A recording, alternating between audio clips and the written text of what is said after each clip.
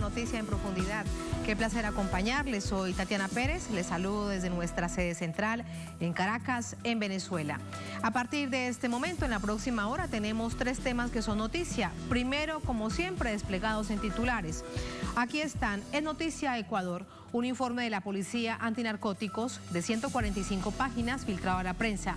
Vincula a personas del círculo más cercano del presidente Lazo con un grupo narcotraficante albanés. La investigación dentro del caso del Gran Padrino aumenta problemas para el jefe de Estado y deslegitima aún más la institucionalidad de la nación. Les contamos, analizamos este escenario con el ex canciller de Ecuador, Ricardo Patiño.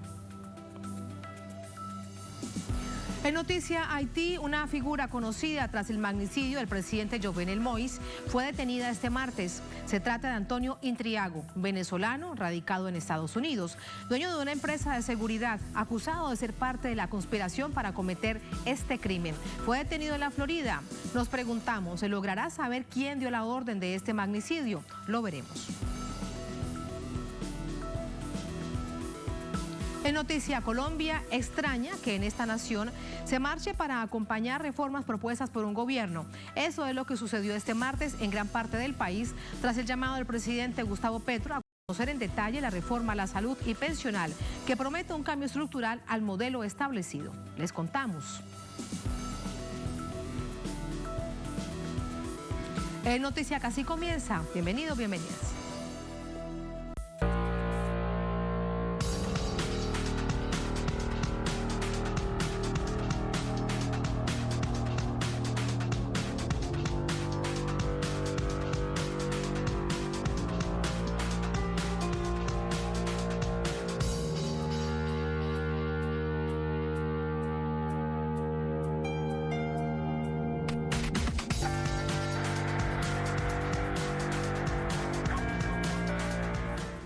En Noticia Ecuador, un informe de inteligencia antinarcótico revela presuntos vínculos entre la mafia albanesa y el entorno cercano al presidente de la nación, a Guillermo Lazo. La información incluiría pruebas de aportes a la campaña presidencial. Vamos a verlo. El equipo de investigación del medio digital La Posta denunció ante la Asamblea Nacional los presuntos vínculos del entorno cercano del presidente Guillermo Lazo y su gobierno con la mafia albanesa, organización criminal vinculada al narcotráfico. La denuncia está basada en un informe policial realizado por la Dirección General de Inteligencia de la Policía Nacional, con la participación de 14 oficiales, que luego fueron desvinculados de antinarcóticos. Ahora, según la institución, tal informe no existe. La Dirección General de Investigaciones informa que una vez revisados los archivos y las bases de datos correspondientes a casos en investigación, casos terminados, libros de guardia y demás documentación, no existe la información solicitada. En este sentido, señor Boscán, aquí hay 2 caminos. O la Posta está mintiendo o la Policía Nacional está mintiendo. Fue el periodista Anderson Boscán quien presentó la denuncia al comparecer ante la Comisión del Parlamento que investiga el caso denominado El Gran Padrino por presuntos hechos de corrupción en las empresas públicas que involucrarían al cuñado del primer mandatario, Danilo Carrera. Ese diagrama no lo ha hecho La Posta, ese diagrama lo han hecho personas con nombres y apellidos, he citado sus nombres en esta comparecencia, al cargo de la dirección del teniente coronel José Luis Erazo, que entiendo era el jefe de la unidad que llevó adelante esta investigación. Ese diagrama sobre vínculos negados por la Dirección General de Inteligencia debe de reposar en la UNITIAT, exactamente, que es la Unidad de Policía de Inteligencia Antinarcóticos, a la que se pertenecen los uniformados que levantaron este informe. Tal vez el señor Mauro Vargas está muy interesado en no tener conocimiento de esa información en la Dirección General de Inteligencia para no tener que confrontar a la mafia albanesa. El informe existe y fue entregado por el medio digital a los parlamentarios. Entonces usted nos puede volver a verificar que el informe llamado Vínculos del Narcotráfico y Lavado de Activos, Esquema Jerárquico, sí existe. No solo existe, será entregado a esta comisión y lo tendrá usted en sus manos, señor asambleísta. La Posta consignó 35.000 documentos de su investigación que probarían las conexiones entre Carrera, el cuñado del presidente, y su amigo Rubén Cherrés con la mafia albanesa, que tiene presencia en el Ecuador desde hace una década e hizo envíos de droga a la Unión Europea y a los Estados Unidos. En la documentación se incluyeron fotografías de reuniones con el albanés Dritan Yika y transcripciones de más de 10.000 llamadas telefónicas. En una de ellas, Cherrés menciona que él y sus socios han aportado al menos 1,5 millones de dólares para la campaña de Lasso. Un día antes de que la Posta revelara el informe policial, la Secretaría de Comunicación de la Presidencia emitió un mensaje en el que señalaba que un medio digital busca emisarios que anticipen al gobierno sobre una falsa conexión con la mafia albanesa, pero el Ejecutivo no cederá a extorsiones. Desde entonces, no ha existido otro pronunciamiento del gobierno sobre el caso. La comisión ocasional que investiga el caso El Gran Padrino espera presentar el informe al Pleno el próximo 23 de febrero. Esta nueva denuncia que enloda al presidente abre las puertas a la posibilidad de un juicio político. A este hecho le sumamos más información, reacciones, por supuesto. Vamos hasta Quito con nuestra compañera de labores, Elena Rodríguez. Elena, uno de ellos, por ejemplo, es que hoy se dio otra renuncia de un ministro del presidente Lasso. Hola Tatiana, ¿cómo estás? Muy buenas noches y buenas noches también a la audiencia de América Latina. Así es, Bernardo Manzano, hasta hoy ministro de Agricultura y Ganadería, renunció a su cargo tras haber vinculado precisamente en este informe revelado por el medio digital La Posta, en el que se lo vinculaba con Rubén Serri. Más temprano en la mañana, el hasta entonces ministro había reconocido que había tenido contacto con Rubén Serri y que incluso había entregado su hoja de vida a este funcionario o a este personaje, porque en realidad no es un funcionario público. Este personaje es cercano al gobierno de Guillermo Lasso, que según las publicaciones y las denuncias habría también estado vinculado con casos de corrupción en torno a la venta de cargos públicos en las empresas públicas. Es decir, que se dejó en entredicho cómo llegó el ministro a su cargo. El ministro ha desestimado, ha deslegitimado las acusaciones de su carta de renuncia, pero asimismo ha dicho que para evitar problemas al gobierno nacional, él prefiere dar un paso al costado. Esto en medio de un enrarecido ambiente político, difícil momento político que vive el país, toda vez que el medio digital La Posta, como ya ustedes la van a conocer en este informe, precisamente un informe de la Policía Antinarcóticos donde se da a conocer supuestos vínculos de las personas cercanas al entorno del presidente con la mafia albanesa. Es difícil explicar todo el entramado que se argumenta en ese informe de 145 páginas, y hace una hora cuando establecíamos conexión, Tatiana, yo te decía que se ha conocido por partes de este informe, pero en realidad el periodista Anderson Bozán entregó esa información más 25.000 documentos más a la comisión multipartidista que se ha levantado en la Asamblea Nacional para fiscalizar y hacer control político de este tema. Debemos decir que esta comisión tiene hasta el 23 de febrero para entregar un informe con recomendaciones y conclusiones. Ese informe deberá ser conocido en el Pleno de la Asamblea Nacional. En este informe se podría recomendar precisamente el juicio político para el primer mandatario, y debemos decir que se necesitan 2/3 partes de la Asamblea del Legislativo para aprobar aquello, es decir, 92 votos para aprobar el juicio político con el que se censuraría y destituiría al primer mandatario. Hay un ambiente de confrontación, un ambiente marcado por las denuncias de este medio digital, las respuestas por parte del oficialismo, de la Secretaría de Comunicación de la Presidencia de la República, que dicho sea de paso esta tarde emitió un comunicado en el que dijo: gobierno rechaza falsedades que buscan caotizar el país, no confundan libertad de expresión con libertinaje. Un medio digital y algunos acólitos sensacionalistas han publicado cualquier historieta absurda violando la libertad de expresión garantizada por la nueva ley de comunicación. El gobierno del Ecuador rechaza ese abuso de la libertad de expresión. En el pleno ejercicio de derechos también vienen responsabilidades, dice el comunicado. Abusos publicaron un informe reservado, omitiendo decir que su contenido fue desestimado por la Fiscalía y archivado por orden judicial por falta de mérito hace casi un año. Debemos decir también que el ministro del Interior, Juan Zapata, quien sí compareció ayer ante la Comisión Multipartidista de la Asamblea Nacional, reconoció que sí existe ese informe. No dio más detalles, pero al menos ese es un dato que vale la pena destacar.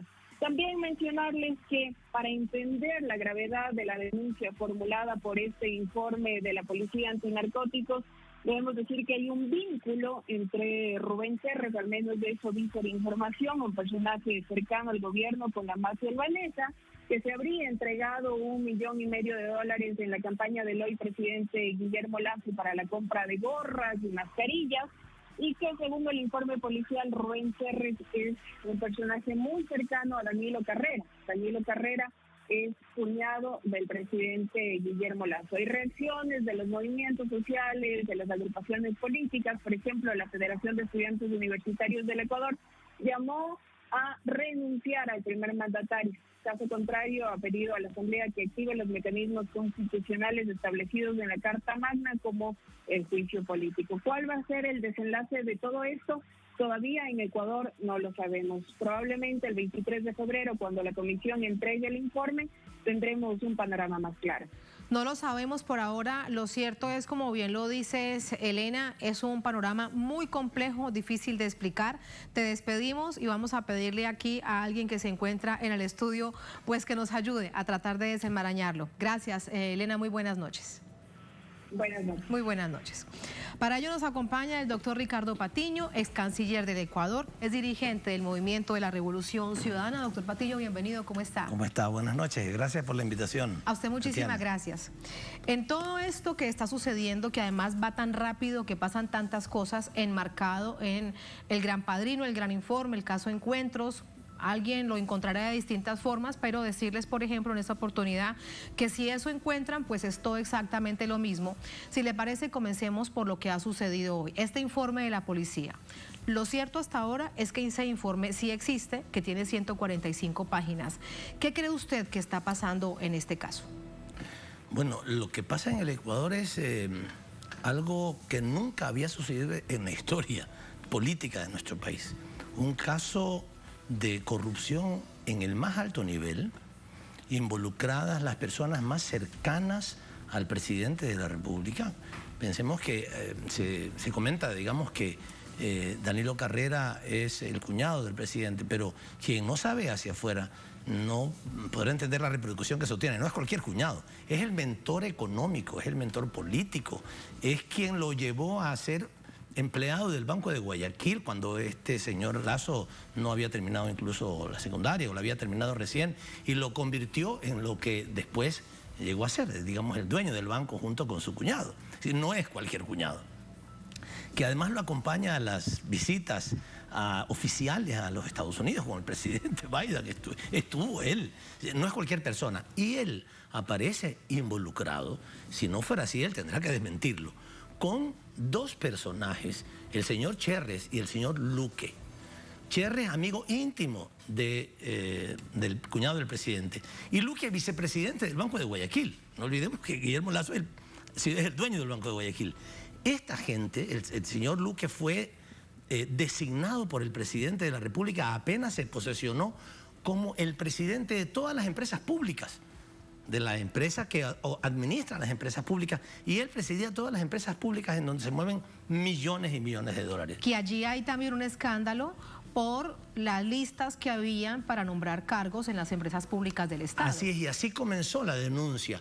Todos estábamos sorprendidos de la magnitud de la corrupción, porque además de una cosa, si hacen mención a una persona, estamos hablando del que fue vicepresidente del Banco Guayaquil, presidente de las empresas públicas, designado personalmente por el presidente de la República, uno esperaría que vaya y que dé la cara y que diga, a ver, aquí estoy. Claro. No, no es cierto, no, huyó.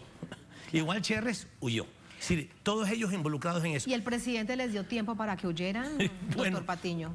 Parece que sí, pues, porque se denunció un 9 de enero, me parece, y... Es que pasó más de una semana y el presidente no decía nada. Y la fiscal también.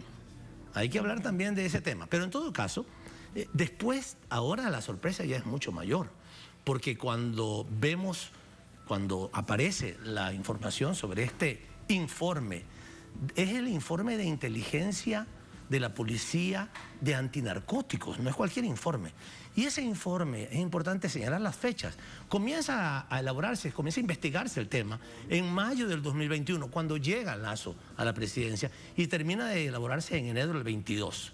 Ese informe es escondido, es guardado, es desechado, es archivado por fiscales. La señora Diana Salazar, fiscal de la República, está en funciones desde mucho tiempo atrás. Son sus empleados los que archivan eso junto con el juez o con los jueces, archivan ese informe y no pasa nada, no dicen nada. Ahora aparece.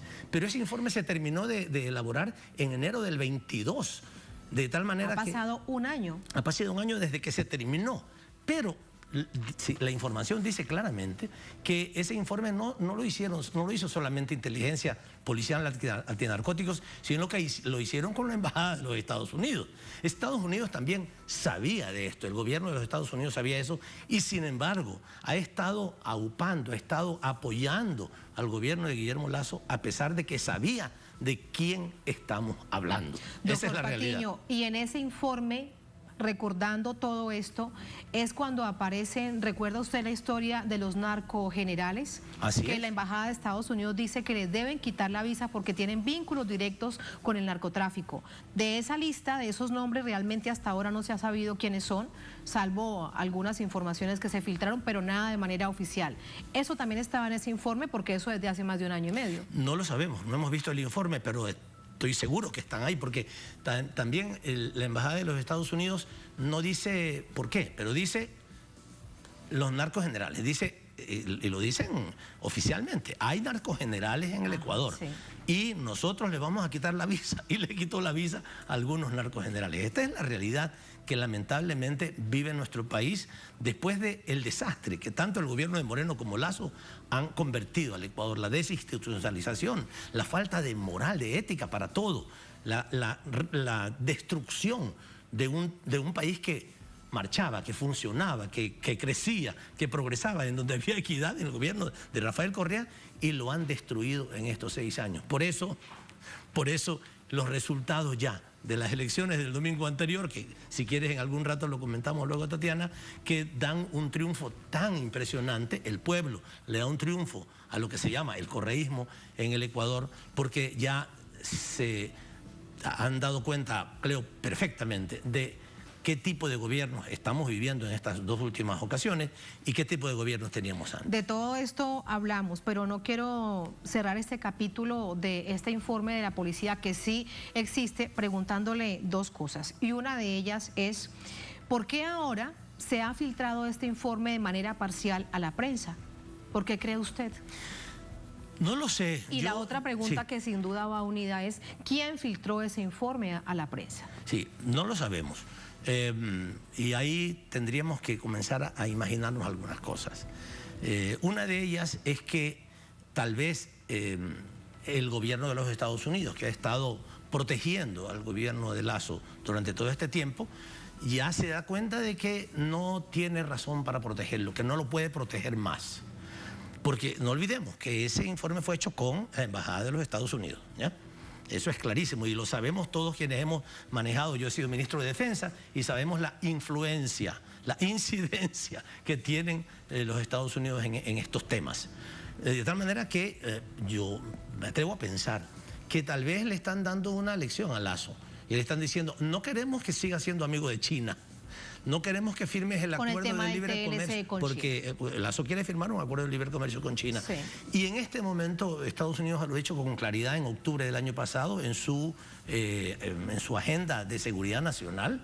Dice claramente el enemigo principal de los Estados Unidos en el mundo es China, Rusia y otros países más, pero fundamentalmente China.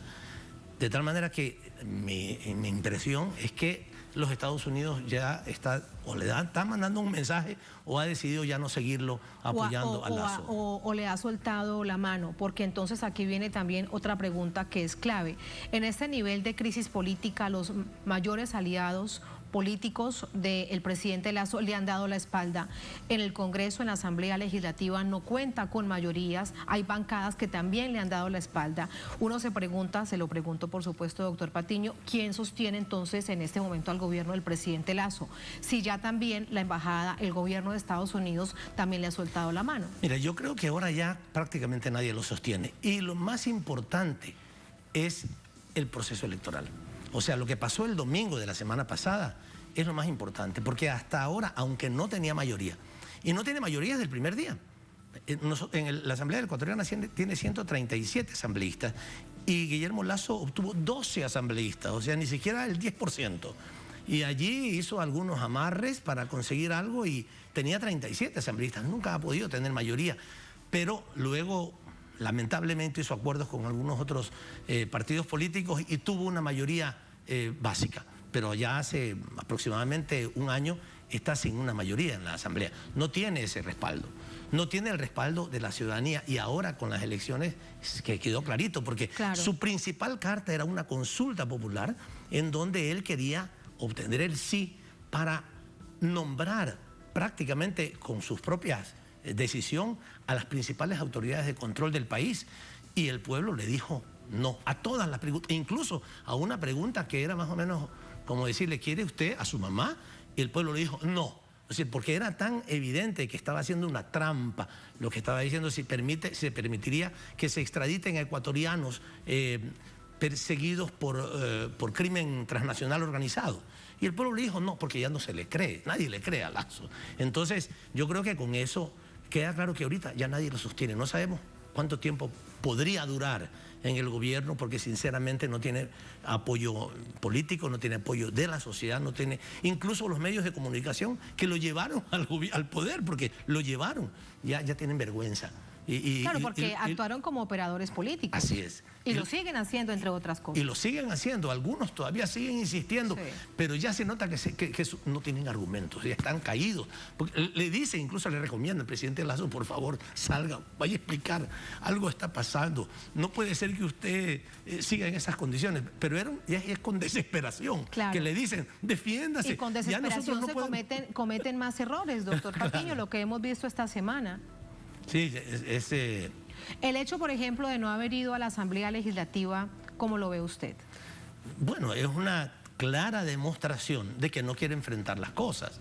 Porque si tú estás seguro de lo que has hecho y de lo que no has permitido, si no hubiera permitido, entonces él debería estar ahí y decir, no es cierto, yo no tengo ninguna relación con esta gente, yo no les he hecho caso, yo no he recibido esa plata de la campaña electoral que se dice no tengo vínculos con el narcotráfico, yo no tengo vínculos. Lo hicieron todo a espaldas mías. Pero a mí sí me preocupan algunas cosas, o sea, a mí sí me preocupa, por ejemplo, que en mayo del año 2021, cuando él llega al gobierno, toma la decisión que se concreta en agosto de sacar un radar de la zona norte del Ecuador que en el gobierno de Rafael Correa habíamos instalado 4 radares nuevos que no existían. En el Ecuador no existían radares. Nosotros en nuestro gobierno instalamos 4 radares. ¿Antinarcóticos? No, en general. Para todo, pero especialmente para la norte, especialmente antinarcóticos porque es droga que viene desde Colombia y que luego toma el camino del Océano Pacífico. Entonces, ¿cuál es la preocupación nuestra? Ya en ese momento lo dijimos, pero ahora ya nos preocupa más, porque esta relación que parece ser clara, pero habrá que demostrarlo finalmente, entre Cherres, que sería el representante de todavía trabajando con esta banda de narcotráfico, los albaneses, y que decidan sacar el radar de la zona norte. Ya es preocupante. Es porque en Manabí, que está un poco más al centro, no está protegido. Bueno, pero compren otro, pues. Pero no descuiden la frontera con Colombia. Sabemos que Colombia es el mayor productor de cocaína del mundo. Claro. La frontera la desprotegieron y se llevaron el radar. Lo llevaron y lo instalaron el 27 de octubre. Y el 8 de noviembre explotó el radar. O sea, ya nos quedamos sin radar en Esmeralda, en la zona norte, y ni en Manabí. Y nadie ha explicado por qué. Además, lo instalaron en 8 días. Cuando yo fui ministro de Defensa, cuando se instalaron. Y ha sido una información, mejor dicho, ha sido una desinformación el tema. Cuando yo fui ministro de Defensa, cuando se instalaron. La empresa Indra española se demoró meses en instalar esos, meses en instalar. Es más, ya tenían que haberlo terminado y yo les mandé a preguntar qué pasó, que no lo han instalado. Es que estamos calibrándolo porque falta un poquito, hay un pequeño detalle. Bueno, estos señores, sin que lo haya hecho Indra, unos cuantos oficiales supuestamente los mandaron y ellos han reclamado, dicen, a mí me obligaron a hacerlo. Yo lo instalé, pero no sabían instalarlo, no tenían la capacidad, la especialización para hacerlo, cometieron un montón de errores al apuro y claro, explotó el radar y ya no tenemos control de la zona. Qué raro, qué extraño, qué coincidente. No se puede juzgar sin duda porque eso responderá al proceso y al sistema judicial, pero evidentemente sí es muy, muy extraño. Pero ya estamos hablando de un año y medio esto casi. De alguna manera, doctor Patiño, explicaría el altísimo nivel de violencia, las masacres en las cárceles, el enfrentamiento. Esto no son bandillas entre bandas criminales ligadas al narcotráfico. Que nunca ha pasado en nuestro país. Que nunca había sucedido en Ecuador. Y sí, el problema es que posiblemente alguna gente que está cercana al gobierno, vinculada con esas bandas, digamos, ya no es una disputa entre bandas, sino entre una banda vinculada con el gobierno y las otras bandas. Claro. Y por eso con tanta, digamos, sangre fría, tanto el presidente como otros personajes del gobierno decían, ¿cuántos muertos hubo en este día? 200 muertos. Son las bandas que se están matando. ¿Quién sabe qué planificación tenían ahí para que se maten? ¿Quién debía matar a quién? O sea, así de grave es la situación. Y tal vez también por eso se entiende que no hay una decisión en materia de seguridad, incluso ciudadana en general, para todo el país, porque no la hay, y eso también es una expresión de la votación del pasado domingo. Por supuesto. Lo que estamos viviendo en el Ecuador en los últimos años, tanto en el gobierno de Moreno, pero especialmente en el de Lasso, es una completa inoperancia que uno puede decir, ya puede pensar que no es inoperancia, sino que es deliberada, falta de acción, de políticas para controlar la seguridad en el país. Algo que nos costó tanto en el gobierno de Rafael Correa. Llegamos a ser el segundo país más seguro de América Latina después de Chile. Y ahora estamos entre los Se dice más fácil, pero inseguros. es un tremendo esfuerzo. esfuerzo. Es dificilísimo. Claro. Todo país, todo gobierno sabe que mejorar los niveles de seguridad es muy difícil cuando hay bandas, cuando hay delincuencia organizada, cuando hay todo. Y eso se logró. Y eso ha sido destrozado. En el Ecuador ahora, yo soy guayaquileño, muchos parientes me llaman y me dicen, a las 6 de la tarde yo me quedo en mi casa, no salgo. Y hay mucha gente que simplemente ha cerrado sus negocios. Y hay algo que nunca sucedió en nuestro país, que me da una pena tan grande, las vacunas. Jamás en el Ecuador se habló de vacunas. La vacuna, para quien no lo entienden, es delincuentes que van a tu negocio y te dicen, yo le voy a dar seguridad, lo voy a proteger, usted me paga 10, 20 o $1000 mensuales y yo lo voy a cuidar. O sea, yo le voy a la protección porque la policía, más o menos la policía la controlo yo. Y además, si usted no me paga, yo lo asalto. Esas vacunas, esa palabra no existía en el Ecuador, Tatiana, no existía. Y ahora está regada en todo el país. O sea, lo que han logrado es que Ecuador sea un país de la selva, un país en donde no hay nadie, no hay orden. Lamentablemente también hay narcogenerales, hay funcionarios, digamos, del gobierno y oficiales de las Fuerzas Armadas y de la policía. El informe existe, que están en eso. Y ahora entonces será muy importante, hay que esperar lo que decía la Asamblea Legislativa o otros mecanismos para que realmente sea conocido en toda en todo lo que esto significa, más de 140 páginas. Si vemos todo este escenario, doctor Patiño, hay algo que llama mucho la atención con respecto al resultado de la elección, las seccionales y la consulta popular. Porque ya usted bien lo recordaba, los medios de comunicación durante todo este tiempo han operado como actores políticos, pero tomó una decisión la población que era inesperada para el propio gobierno. Hay imágenes de periódicos que ya tenían lista la tapa de ganó el sí, por ejemplo. Sí. ¿No? Evidentemente un fake news, ni siquiera esperaron al resultado, pero contaban con que sería el sí. ¿Cómo explica usted entonces ese resultado desde la propia ciudadanía, desde esa conciencia ciudadana, desde las bases populares? Como lo decía, yo creo que hay una recuperación de la conciencia y la claridad política del pueblo ecuatoriano respecto a lo que pueden comparar. O sea, comparar lo que fue un gobierno, el de Rafael Correa, lo que han sido estos dos desastres, porque no le puedo decir que sean de gobierno, estos dos desgobiernos que han destruido todo. Y que no solamente lo han destruido institucionalmente, sino que también eso ha tenido gravísimas repercusiones en la sociedad. ¿Por qué? El pensamiento neoliberal, el Estado lo más chiquito posible, ¿ya? Y entonces no hay política social, no hay política educativa, no hay política de salud, no hay medicina. No solamente no hay política de educación, se derrumban, han dejado que unidades del milenio que nosotros habíamos construido, maravillosas, se destruyan simplemente por hacer quedar mal a lo que fue nuestro gobierno. Y muchísimas cosas, la atención de los servicios públicos es un desastre. Entonces, y el problema principal, la inseguridad. Entonces, nuestro pueblo ya, después de haber tenido dudas, porque yo creo que eso pasó con toda la campaña infame que hicieron, tanto los gobiernos de Moreno de Lazo como los medios de comunicación, porque han sido una caja de resonancia enorme sobre estas mentiras. Permanente y sistemática. 24 horas del día, Tatiana. Sí. Entonces la gente en algún rato dudó. Y me parece que ya después de estos 6 años de desastre han dicho, no. Primero, no han probado nada. No olvides que Correa lo sentenciaron por influjo psíquico. A Glass le inventaron cosas de Odebrecht. Nunca ha sido probada nada. Y cada vez que buscan algo, se encuentran a ellos. Cuando buscaban algo, encontraron cuentas del hermano de Moreno. Siguieron encontrando y encontraron Pandora Papers de las cuentas de Lazo en los paraísos fiscales. Nunca nos encuentran a nosotros porque nosotros somos honestos. Entonces nunca nos van a encontrar y la gente dice no, pues o sea, claro. Es decir, ya, sí, está bien, Correa fue sentenciado por un mal manejo de la parte judicial.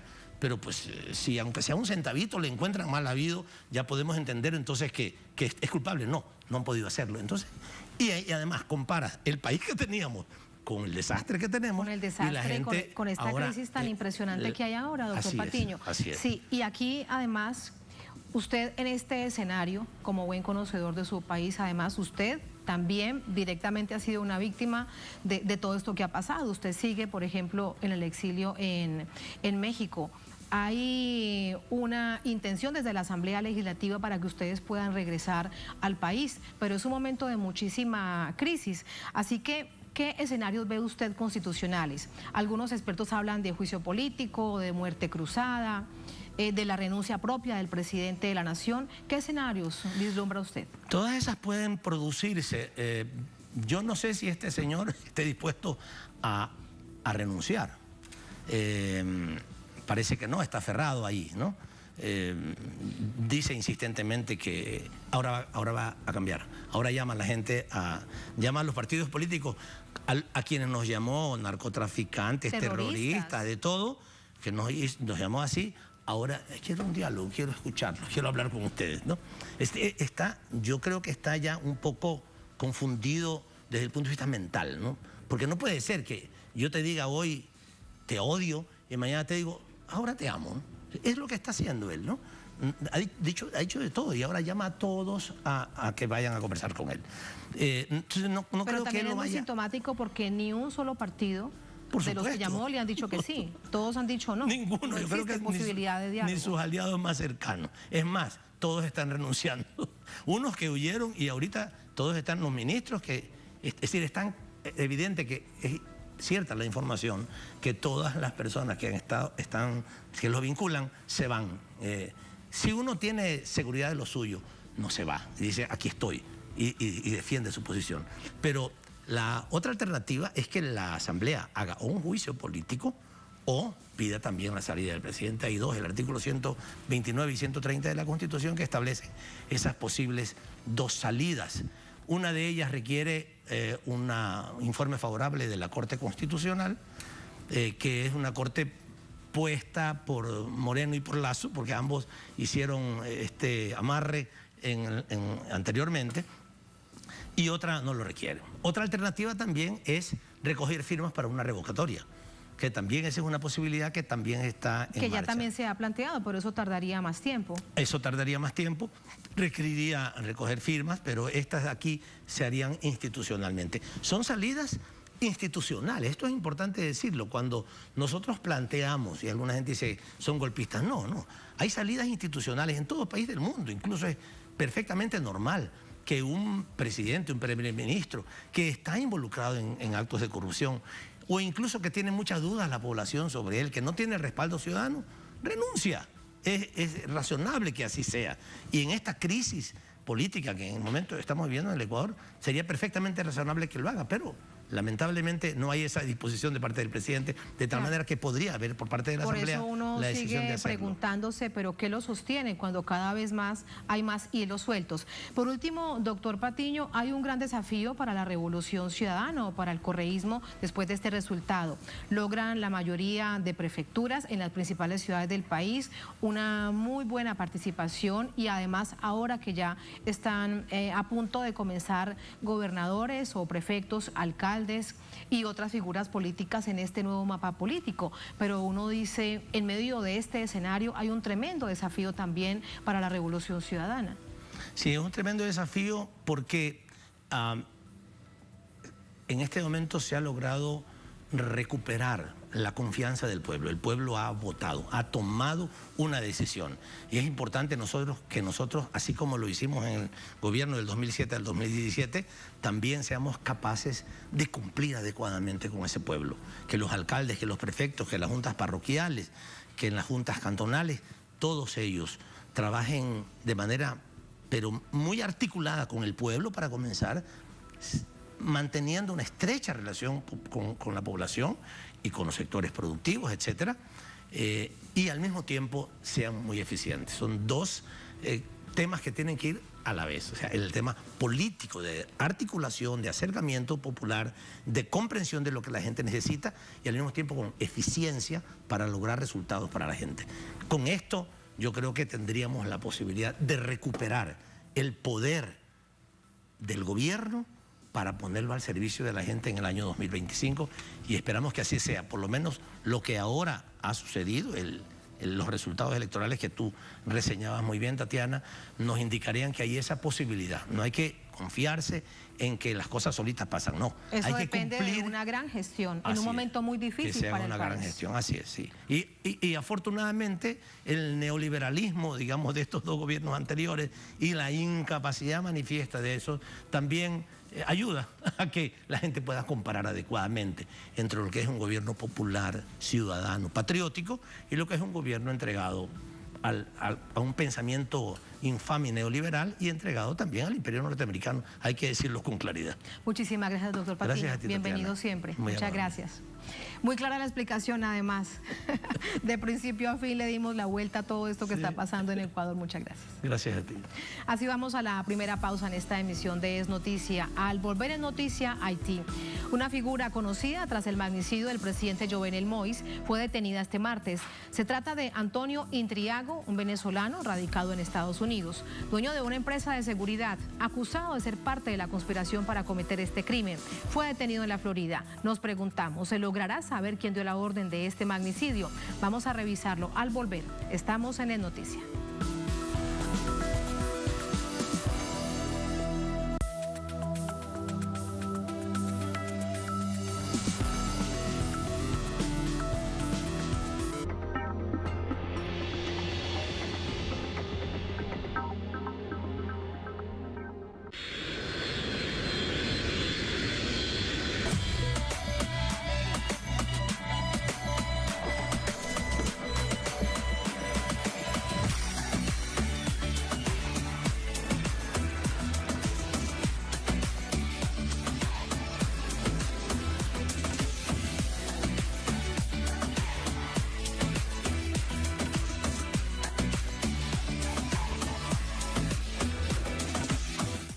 Diariamente ocurren sucesos que influyen en nuestro entorno.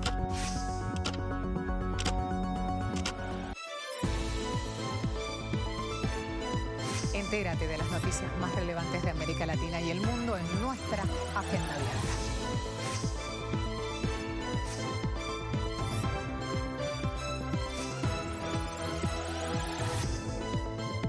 Interactúa con nosotros a través de nuestras redes sociales.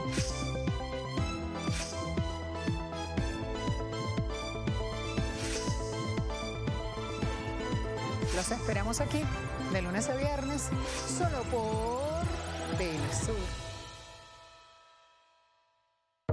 Pide a tu cable operadora la nueva señal de Telesur HD. Avanzamos tecnológicamente, por eso cambiamos a los satélites.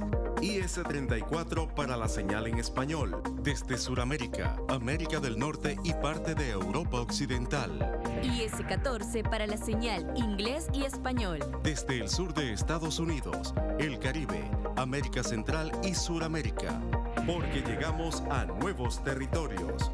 Conéctate a nuestras pantallas. Desde América Latina hasta Europa, el mundo sintoniza Telesur. Telesur siempre da más. ¿Qué tal? Les habla Jorge Gestoso. Te invito a que me acompañes en un nuevo programa en donde estaremos hablando sobre el cambio climático en Uruguay y América Latina con otra notable invitada, Laura Estigarraga, ingeniera agrónoma y coordinadora del Centro Interdisciplinario de Respuesta al Cambio y Variabilidad Climático de la Universidad de la República de Uruguay. Desde Montevideo, solo por Telesur. Notables con Jorge Gestoso. Miércoles, solo por Telesur.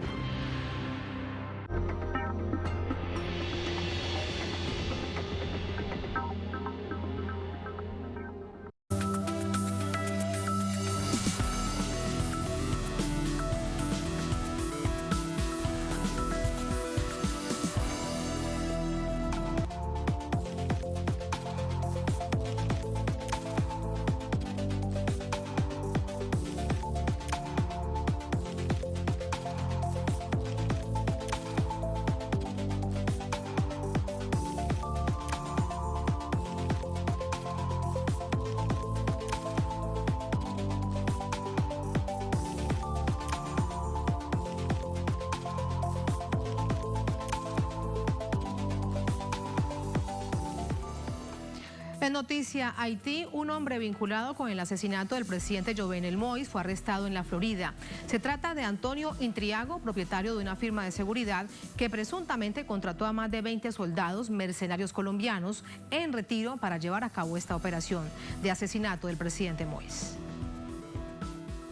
Autoridades federales arrestaron al ciudadano venezolano-estadounidense Antonio Intriago, dueño de la empresa de seguridad ZTU Security, ubicada al sur de la Florida, en los Estados Unidos, presuntamente vinculada al asesinato del presidente haitiano, Jovenel Moïse. Esta mañana agentes del FBI y del Departamento de Seguridad Nacional arrestaron a un ciudadano estadounidense y a 2 residentes permanentes legales que residen en el sur de Florida y a un ciudadano estadounidense que reside en Tampa por su presunta participación en el complot para destituir al presidente Moïse. Se trata de Arcángel Petel Ortiz, ciudadano colombiano y residente legal permanente en Estados Unidos que vive en Miami. Antonio Intriago, de nacionalidad venezolana y residente legal permanente en Estados Unidos, también residente en Miami. También tenemos a Walter Ventemilla, ciudadano estadounidense originario de Ecuador que vive en el sur de Florida. Y por último, y no menos importante, tenemos a Frederick Berman Jr., ciudadano estadounidense residente en Tampa. Junto a Intriago, fueron apresados su socio comercial Arcángel Pretel y el consultor financiero Walter Ventemilla. A los 3 se les acusa de conspiración para proporcionar apoyo material con resultado de muerte o conspiración para secuestrar o matar a una persona fuera de los Estados Unidos, según indican documentos judiciales. La policía de Haití, a través de un informe, detalló que los hombres ahora detenidos se encargaron de reclutar y financiar a través de la mencionada empresa de Intriago a un grupo de exmilitares colombianos que materializaron el magnicidio. Un agente del FBI, del cual no se ha revelado su nombre, aseguró en una declaración jurada que Pretel logró, bajo engaño, que ellos acudieran a una reunión secreta en la cual se habló del cambio del régimen en el país caribeño y que en ningún momento les reveló plan alguno para matar al presidente. Esta gente, en nombre del organismo federal, le habría indicado que no podían ayudarlo, ya que ese era un asunto de los haitianos. El fiscal del Distrito del Sur de Florida, Mackenzie Lapointe, aseveró que en la operación había dinero de por medio y fue este factor el que motivó al plan Magnicida a cambio de contratos para infraestructuras y apoyo militar a un hipotético gobierno del pastor y médico Christian Sanon, señalado como autor intelectual. El presidente Jovenel Moïse fue asesinado la madrugada del 7 de julio de 2021 en su residencia privada, Pétionville, por un comando fuertemente armado que penetró en la vivienda. En el ataque su esposa resultó herida, pero logró sobrevivir dado que fue trasladada de emergencia a un hospital de Florida.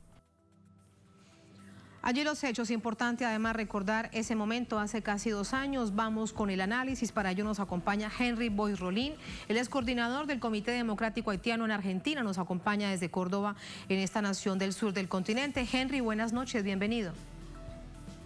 Muy buenas noches, ¿cómo andan ustedes? Muy bien, muchas gracias.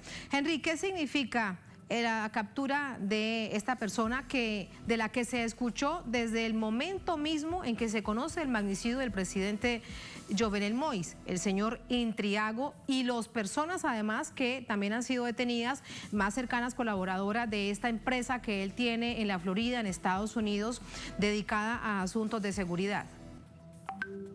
Bueno, vamos por parte. En primer lugar, según la conferencia de prensa dada por el fiscal Mackenzie Lapointe, él hace una división en 3 grupos.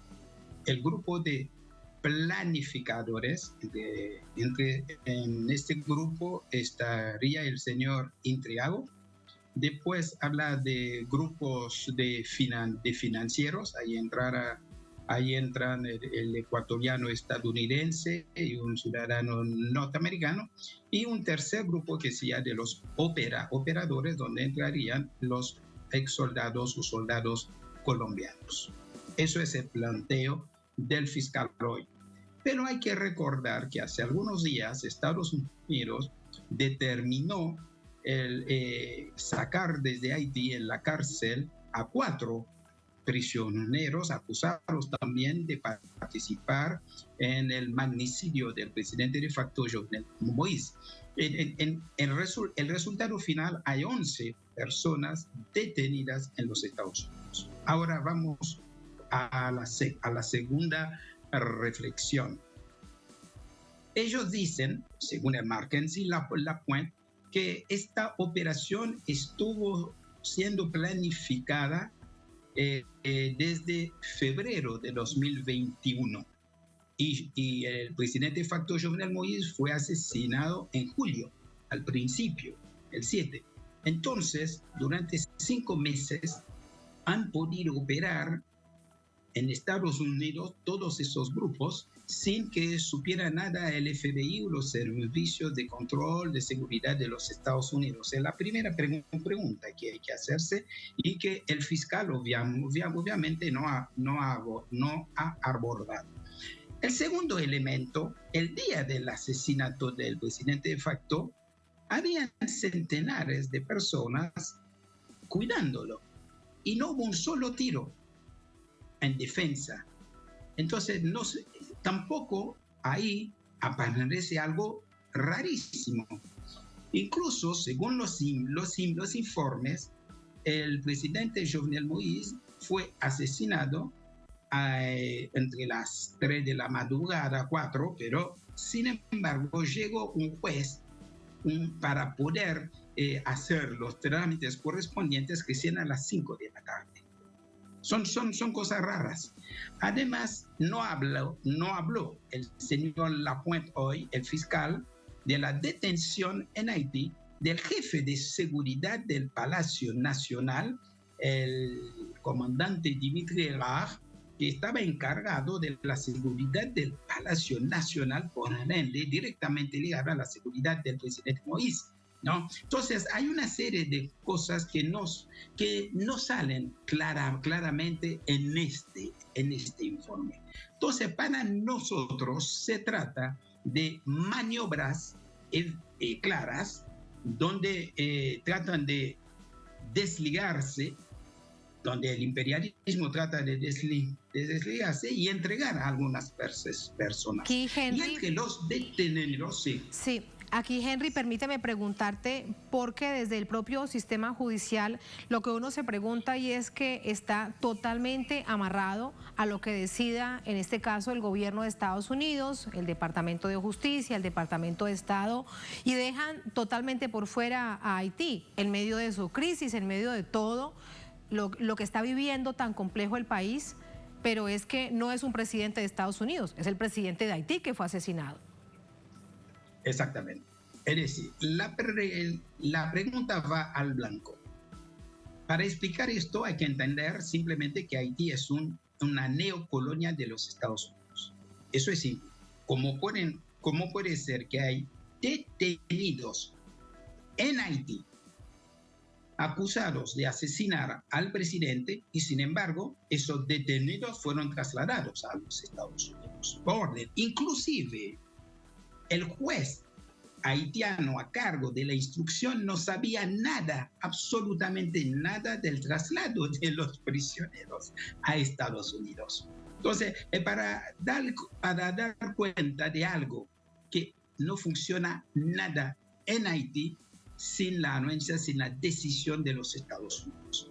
Es por eso que nosotros no nos tragamos desde ningún punto de vista el hecho que se haya podido llevar adelante un complot tan grave, un magnicidio tan grave con desconocimiento. Incluso el propio señor Imtriago es un hombre ligado a los servicios norteamericanos. Lo vamos a decir claramente. Nadie va a tener en Estados Unidos una compañía de seguridad así. No es que a él había abierto un kiosco, una zapatería. No es así. No. El hombre ha abierto un servicio de seguridad, CTU Security, ¿no? Entonces acá nosotros tenemos que hacernos la pregunta. En la neocolonia que se llama Haití hoy y que el pueblo está luchando para salir de esto, para recuperar su soberanía y su derecho a la autodeterminación, eso es el núcleo central de la lucha actual. Y entonces ahí se enmarca el plan del asesinato de Jovenel Moïse, que estaba al servicio de ellos, era otro cipayo como Ariel Henry ahora, ¿no? Entonces, como no les servía más, entonces había que hacer el recambio. Y ellos no dan marcha atrás frente a absolutamente nada. Entonces, es inconcebible que un país que si fuera soberano aceptar lo que se está viendo en este momento. Y lo cierto es que esto, Henry, sí aumentó, generó otro nivel de crisis aún mucho más profunda en el país. Muchísimas gracias por su análisis. Muy buenas noches. Muy buenas noches, muchísimas gracias y hasta luego. Muchas gracias, hasta luego. Así vamos a la última pausa. Al volver en Noticia Colombia, extraña que en esta nación andina se marche para acompañar las reformas propuestas por un gobierno, pero eso es lo que ha sucedido este martes en gran parte de la nación, tras el llamado del presidente Petro a conocer en detalle la reforma a la salud que promete un cambio estructural al modelo establecido. Vamos a verlo, lo revisamos al volver. Estamos en el Noticia.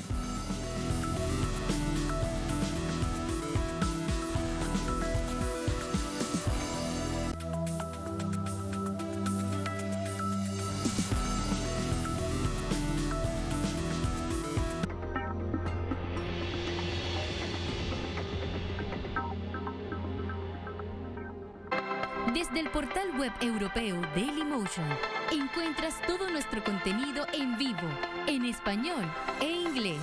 Síguenos y mantente informado, porque Telesur siempre da más.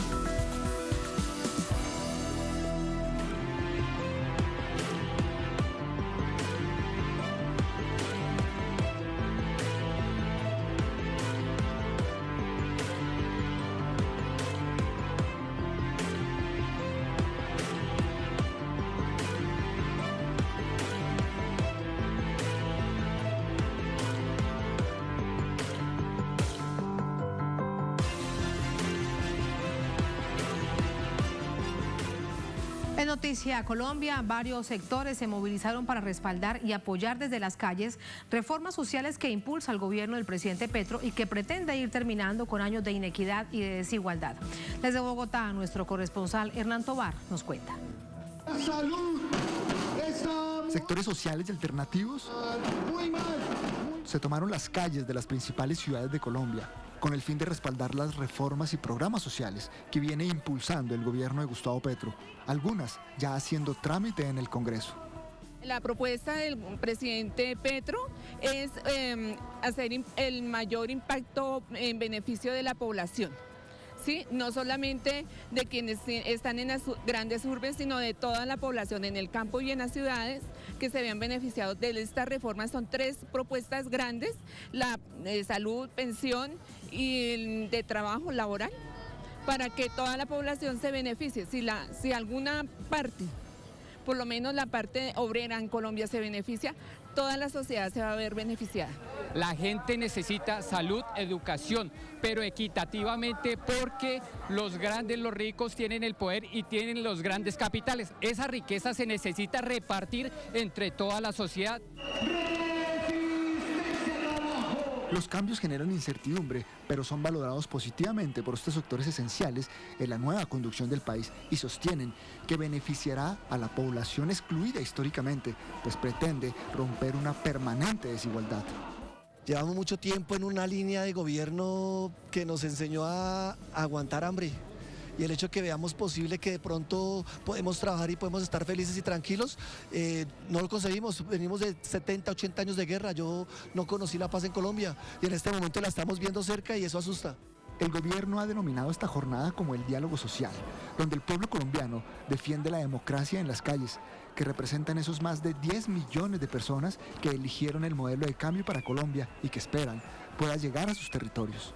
Cambio a la reforma a la salud, no más muertos a la entrada de una clínica, no más muertos esperando una autorización, no más muertos por una salud digna.